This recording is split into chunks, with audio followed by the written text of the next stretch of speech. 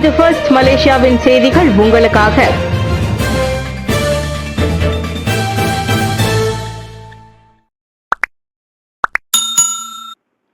Los Angeles காட்டு தீ, 2 பெரிய வகை தீச்சம்பவங்கள் கட்டுப்படுத்தப்பட்டன. லாஸ் ஏஞ்சல்ஸ்க்கு வடபகுதியில் சுமார் 80 கிலோமீட்டர் தொலைவில் வேகமாக பரவி வரும் காட்டுத்தீயில் 3407 ஏக்கர் எரிந்து சேதமுற்றது. மேலும் நகர பகுதியில் 2 வாரங்களுக்கும் மேலாக எரிந்து கொண்டிருந்த 2 மிக மோசமான தீச்சம்பவங்கள் கட்டுக்குள் கொண்டு வரப்பட்டதாக தீயணைப்பு படையினர் தெரிவித்தனர்.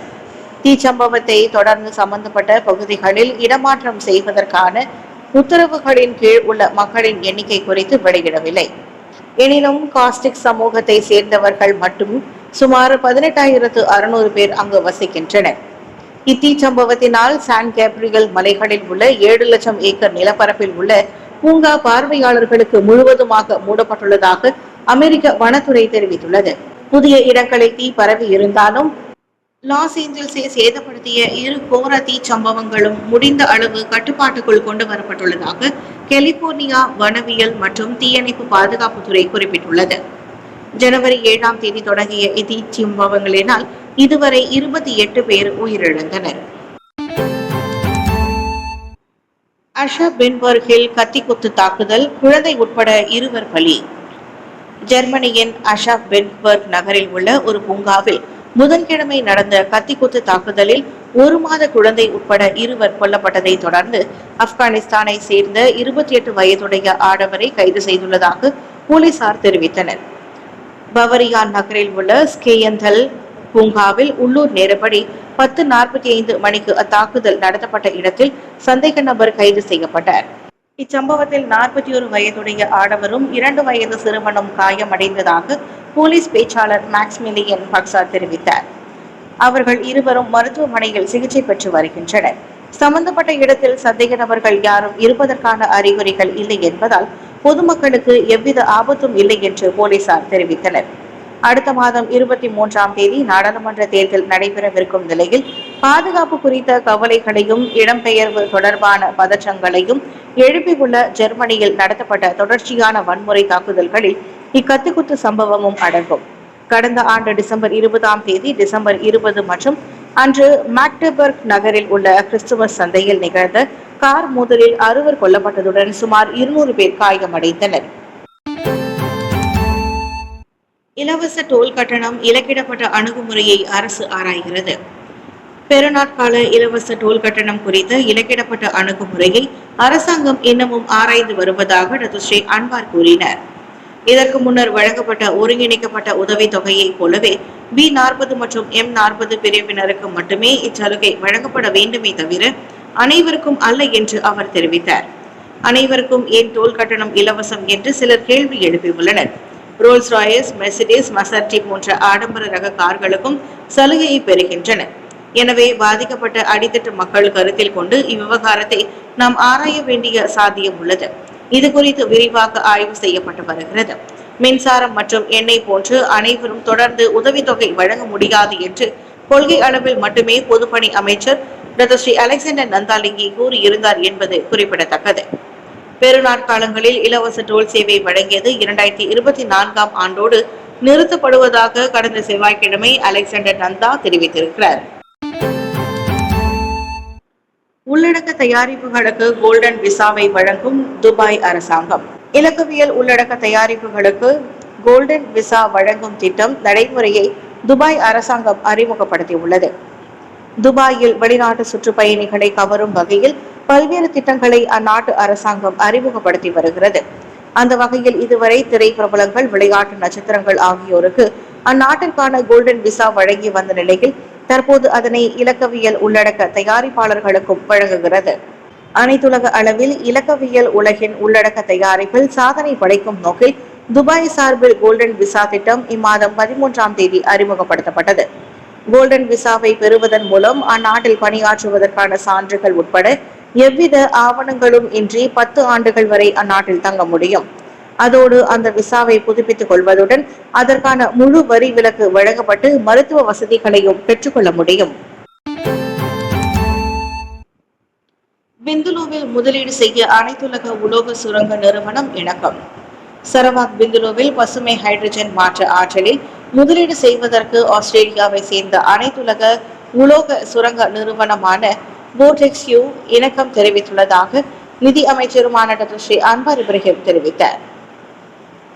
டாவோஸ் சுவிட்சர்லாந்தில் நடைபெற்ற உலக பொருளாதார மன்றம் WEF-இன் 2025 ஆண்டு உச்சநிலை மாநாட்டிற்கு வெளியில் போர்டெக்ஸ்யூவின் நிர்வாக தலைவரும் தோற்றுநருமான டாக்டர் ஆண்ட்ரூ பாரஸ்ட் ஏவோவின் தலைமையிலான சந்திப்பில் இந்த ஒப்புதல் பெறப்பட்டதாக அவர் கூறினார். சரவாக் மாநில அரசாங்கம் கொள்கை அளவில் ஒப்புக்கொண்டது. அதோடு பெங்களூருவை ஒரு மையமாக மாற்றும் வகையிலான பல முயற்சிகளுக்கும் ஆதரவிற்கும் நான் உத்தரவாதம் அளித்துள்ளேன் என்றார் அவர். கடந்த செவ்வாய்க்கிழமை போர்டெக்ஸ்யூ, ஆஸ்ட்ராசெனகா, டிபி வேர்ல்ட், மெட்ரானிக்ஸ், நெஸ்லே மற்றும் கூகுளை பிரதிநிதிக்கும் கூட்டுறவு நிறுவன தலைவர்களுடன் முதலீடு, வாணிபு மற்றும் தொழில்துறை அமைச்சு மிட்டி ஏற்பாடு செய்திருந்த நேரடி வணிக கூட்டத்தில் மலேசிய பேராளர் குழுவிற்கு தலைமையேற்ற அன்வார் கலந்து கொண்டார். பெர்னாமாவின் சீன புத்தாண்டு கொண்டாட்டத்தில் ஸ்லாங்கூர் சுல்தான் கலந்து கொண்டார். மலேசிய தேசிய செய்தி நிறுவனமான பெர்னாமா நேற்று கோலாலம்பூரில் சீன புத்தாண்டை முன்னிட்டு ஏற்பாடு செய்திருந்த மதிய உணவு விருந்து உபசரிப்பில் ஸ்லாங்கூர் சுல்தான் ஷரஃபுடின் இட்ரிஸ் ஷா கலந்து கொண்டார். அவரை தொடர்பு அமைச்சர் ஃபாமி ஃபாட்ஸிலும் பெர்னாமா தலைவர் டத்தோ ஸ்ரீ வாங் சூன் வாயும் வரவேற்றனர். இந்நிகழ்ச்சியில் கலந்து கொண்டவர்களுடன் பிரபலமான சீன புத்தாண்டு உணவகங்களில் ஒன்றான ஈ சாங் பாரம்பரிய உணவு கலவையும் ஸ்லாங்கூர் சுல்தான் இணைந்து கொண்டார். கடந்த ஆண்டு இதே தேதியில் ஸ்லாங்கூர் சுல்தான் பெர்னாமா தலைமையகத்திற்கு சிறப்பு வருகை புரிந்திருந்தார். இவ்வாண்டு அதே தினத்தில் பெர்னாமா ஏற்பாடு செய்திருக்கும் சீன புத்தாண்டு கொண்டாட்டத்திலும் அவர் கலந்து கொண்டது அர்த்தமுள்ளதாக கருதப்படுவதாக தமது வரவேற்புரையில் வாங் கூறினார். கடந்த ஆண்டு ஜனவரி 23 பெர்னாமாவிற்கு ஸ்லாங்கூர் சுல்தான் வருகை புரிந்திருந்தது எங்களுக்கு ஆதரவும் வழிகாட்டுதலுமாக இருந்தது. இது பெர்னாமாவிற்கு மட்டுமின்றி நாட்டில் உள்ள அனைத்து ஊடக ஆர்வலர்களுக்கும் பல ஆண்டுகளாக வழங்கிய ஆதரவு மற்றும் வழிகாட்டுதலின் அடையாளமாகவும் உள்ளது என்றார் அவர். பத்துமலை ஆலய வளாகத்தின் நடைபாதை நிலையை அமைச்சர் நந்தாலிங்கி பார்வையிட்டார். பத்துமலையில் உள்ள ஸ்ரீ சுப்பிரமணியர் கோவிலை சுற்றியுள்ள பகுதியை, குறிப்பாக வழிபாட்டு பகுதிக்குள் நுழையும் நடைபாதையின் நிலையை பொதுப்பணி அமைச்சர் டாக்டர் ஸ்ரீ அலெக்சாண்டர் நந்தாலிங்கி நேரில் சென்று பார்வையிட்டார்.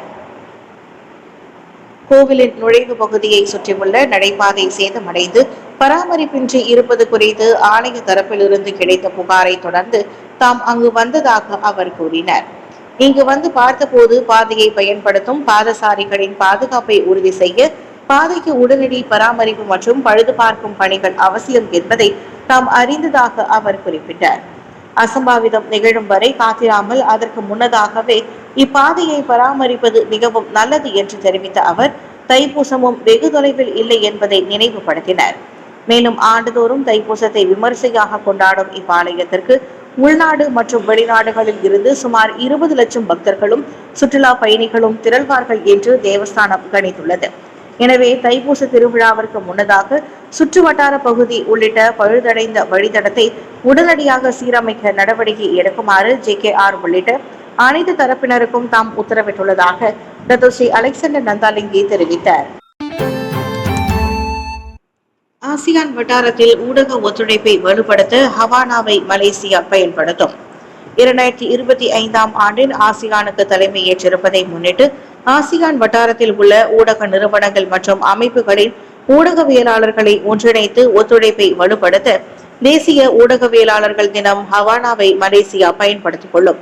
ஒட்டுமொத்தமாக ஆசியான் வட்டாரத்தில் ஊடக தொழில்துறை மாற்றத்தின் குறிக்கோள் மற்றும் சவால்களை பற்றி கலந்துரையாட இது ஒரு முக்கிய களமாக இருக்கும் என்று எதிர்பார்க்கப்படுவதாக தொடர்பு அமைச்சர் ஃபாமி ஃபாட்ஸில் தெரிவித்தார்.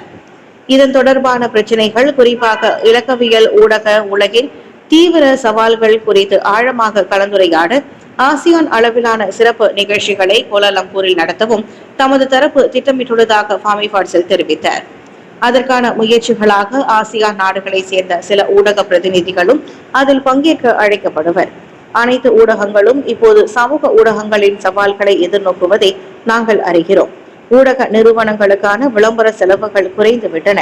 மேலும் பல நிறுவனங்கள் தங்களது விளம்பர நிதியை சமூக ஊடகங்களில் செலவிடுகின்றன. அது மட்டும் இன்றி ஊடக சுதந்திரம், நெறிமுறைகள் நாளிதழ் மற்றும் போலி செய்திகள் கூட ஊடகத்தின் நம்பகத்தன்மையை ஏற்படுத்துவதால் ஊடகங்கள் பாதிக்கப்படுகின்றன என்று அவர் கூறினார். மேலும் எழுப்பப்பட்ட பிரச்சனைகளை ஆராய்ந்து சம்பந்தப்பட்ட அமைச்சர்கள் அளவில் கொண்டு செல்வதற்கு சில தீர்வுகளை காண்பதற்கான முயற்சிகளிலும் கவனம் செலுத்தப்படும் என்று ஃபாமி கூறினார்.